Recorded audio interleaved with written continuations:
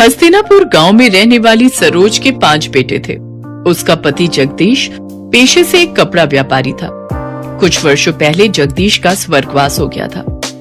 समय के साथ सरोज के सभी बेटे जवान हो गए और उन्होंने पिता के कपड़ों के सीमित कारोबार को बड़े उद्योग के कारखाने में बदल दिया। पूरे गांव में उन्हीं के चर्चे हुआ करते थे। अरे सरोज के 5 बेटों ने मिलकर सरोज का मान ही बढ़ा दिया भाई। पहले तो पिता के छोटे मोटे कारोबार को इतना फैलाया और फिर उसी कमाई से इतना चौरस घर खड़ा कर दिया। 100% सच कहा रमेश भाई।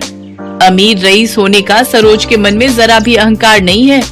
जरूर ही पिछले जन्म में इसने पुण्य किए होंगे, तभी जाकर इस कलयुग में इसे 5 पांडव पुत्र का सौभाग्य प्राप्त हुआ है। सरोज के प्रति गांव वालों के मन में काफी इज्जत थी। पैसे वाली होने के बावजूद भी उसके अंदर बिल्कुल घमंड नहीं था। अरे मेरे 5 पांडु, यहाँ पर आओ। माँ, कारखाने पर जाने के लिए देरी हो रही है, शाम को बात हो सकती है। कामकाज के प्रति क्या इतना मशरूफ हो गए हो तुम लोग, जो पल भर के लिए अपनी माँ के पास नहीं बैठ सकते? मोहन भैया, तुम माँ की बात सुन लो, हम चारों कारखाने जा रहे हैं। अरे ठहरो, मुझे तुम 5 से बातचीत करनी है। ये तस्वीरें देखो, मैंने तुम 5 भाइयों के लिए लड़कियां पसंद की हैं। सभी खानदानी और रईस खानदान की हैं। ऐसा सुनकर 5 भाई एक दूसरे का मुंह ताकने लगते हैं। तभी उसका तीसरा बेटा कहता है, माँ, ऊपर वाले की दया से आपके 5 बेटे अपने पैरों पर खड़े हैं। माँ, शुरुआत से ही हम 5 भाइयों की सोच यही रही है कि हम गरीब घरों की बेटियों को ही इस घर में दुल्हन बनाकर लाएंगे। माँ, प्रदीप सही कह रहा है। अरे पगला गए हो क्या तुम लोग? अगर मैं किसी गरीब की बेटी को ब्याह कर लाऊंगी तो लोग सैकड़ों बातें बनाएंगे। गरीब अमीर का मेल भी नहीं देखा कहेंगे। माँ, आपको जमाने की पड़ी है, बल्कि ये सोचो कि किसी गरीब की बेटी का हाथ थामने से किसी गरीब पिता को साहूकार का कर्जदार नहीं होना पड़ेगा। सरोज 5 बेटों की बातें सुनकर भावुक हो जाती है और कहती है, ठीक है, अब बस भी करो। जब देखो तब 5 मिलकर पांडव की तरह पाठ पढ़ाते रहते हो। गरीब की बेटियों का ही बसेरा बनेगा यहाँ। खुश? सरोज अपने बेटों के ब्याह के लिए रिश्ते तलाशने लगती है। उसकी तलाश धर्मपुर गांव में रहने वाले गरीब रामदीन की 5 बेटियों रोहिणी, दीपा, नीलम, पुष्पा और तनु पर खत्म होती है। बड़े ही धूमधाम से सरोज अपने 5 बेटों की शादी करके 5 बहुओं को घर लाती है।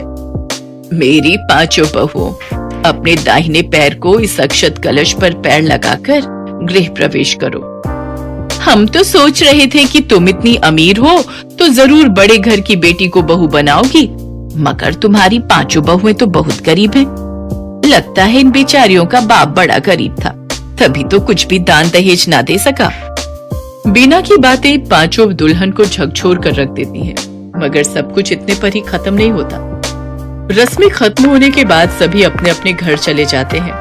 तभी सरोज कहती है, ना जाने कैसा गरीब भिखारी बाप है इनका, जो पाव भर मिठाई भी ना रख सका। तुम सब देखना, कल सुबह तक ये बीना पूरे गांव में ढिंढोरा पीट देगी कि मेरी बहुएं गरीब घर से है। सरोज की बातें सुनकर उसके बेटे कहते हैं, माँ, अभी हम 5 की पत्नी को आए हुए पल भर भी नहीं हुआ और आपने अभी से ही इनको ताने देना शुरू कर दिया। सरोज की कड़वी बोली उसकी बहुओं के दिलों को अंदर तक चोट पहुंचा रही होती है।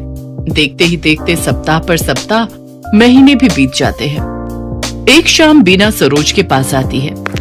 अरे ओ सरोज, गजब हो गया, तुम तो बर्बाद हो गई। ऐसा भी क्या हो गया जो तेरी सांसें ऊपर नीचे हो रही हैं? ठीक से बता, जल्दी क्या हुआ? तेरे कपड़े के कारखाने में गंभीर आग लग गई है। तेरे 5 बेटे कर्मचारी सहित ढेर हो गए।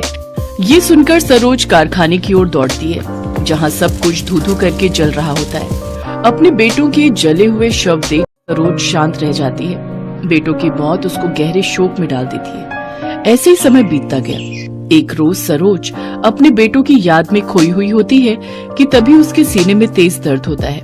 उसकी 5 बहुएं उसे अस्पताल लेकर जाती हैं, जहां डॉक्टर उनसे कहते हैं, देखिए ना, हार्ट में ब्लॉकेज हुई है, जिसके लिए इनकी बाईपास सर्जरी होना जरूरी है और इसके लिए तकरीबन 10 लाख का खर्चा आएगा। हमें कुछ भी करके माँ जी को बचाना होगा, लेकिन हमारे पास इतने पैसे तो नहीं है। अपने पतियों के बाद हम अपनी सासू माँ को नहीं खो सकती। हमारे तो मायके वाले भी गरीब हैं, हम उनसे भी कुछ मदद नहीं मांग सकते। फिर तो एक ही रास्ता है, हमें अपने घर को बेचना होगा। वो पांचों अपने घर को बेच देती हैं और सरोज का इलाज करवाती हैं। थोड़े से बचे हुए पैसों से वो किराए पर एक कमरा लेती हैं और पांचों बहुएं अपनी सास के साथ उस किराए के एक कमरे में रहने लगती हैं। कुछ महीने तो जैसे तैसे उन्होंने बचे हुए पैसों से काट लिए, लेकिन फिर वो अपना जीवन बेहद ही गरीबी में काटने पर मजबूर हो गई और दिन में सिर्फ एक टाइम ही रूखा सूखा खाना खाकर गुजारा करने लगी। और कुछ समय बाद तो वो टाइम भी आ गया जब उन छहों को भूखे पेट ही सोना पड़ा। दीदी अब तो भूख के मारे जान जा रही है। सही कहा तुमने, अगर हमने पहले कुछ बचत की होती तो आज हमें ये दिन नहीं देखना पड़ता। अपनी बहुओं को भूख से तड़पता देख सरोज लाला के पास जाती है और कहती है, लाला मुझे थोड़ा राशन उधार दे दो, हमने 3 दिन से कुछ भी नहीं खाया है। माफ करना सरोज बहन, लेकिन अब मैंने उधार देना बंद कर दिया है। नकद लाओ और राशन पानी ले जाओ। गांव के मंदिर के बाहर बैठकर सरोज भीख मांगने लगती है, लेकिन उस दिन 10 रुपए से ज्यादा उसे 1 पैसा भी नहीं मिलता। उन 10 रुपयों से सरोज आटा खरीद कर ले जाती है, जिससे उसकी बहुएं 6 रोटी बनाती है और सभी एक एक रोटी नमक के साथ खाकर आधा पेट ही सो जाती हैं। ऐसे ही समय बीतता है। पांचों बहुएं सुबह से शाम तक काम की तलाश में निकलती हैं, लेकिन उन्हें कहीं भी काम नहीं मिलता। घर में छाई गरीबी के कारण सरोज को सदमा लगता है और उसकी तबीयत खराब होने लगती है। बहू, मैं बिल्कुल ठीक हूँ, तुम मेरी चिंता मत करो। पांचों बहुएं कूड़ा कचरा बिनकर उसमें खाने की तलाश करने लगती हैं। कुछ दिन बाद तनु और पूजा को एक घर में साफ सफाई का काम मिल जाता है। वो अपनी सास की तबीयत को देखते हुए अगले दिन काम पर जाने के लिए लेट हो जाती हैं। जहाँ पहुँचकर उनकी सेठानी उनसे कहती है, आ गई तुम दोनों कामचोर हैं? तुम गरीबों की यही बीमारी है। मीठे मुंह तुमसे 2 बोल क्या बोल लो, तुम तो सर पर ही चढ़ जाती हो। चलो अब मेरा मुंह क्या देख रहे हो, जल्दी से जाकर काम पर लग जाओ। वो दोनों काम पर लग जाती हैं, लेकिन उनका ध्यान अपनी सास की सेहत की तरफ ही था।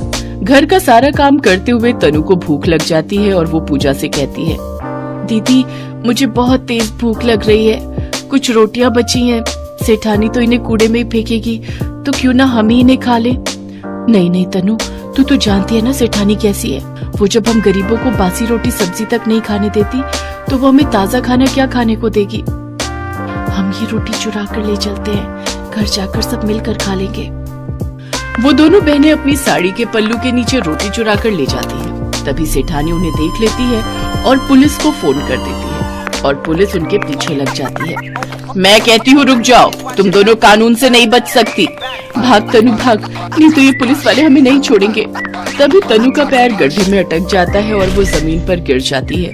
पूजा उसे उठाने के लिए रुकती है, तभी पुलिस वाले आकर उन्हें पकड़ लेते हैं। क्या चुरा कर भाग रही थी तुम दोनों? हैं? दिखाओ मुझे।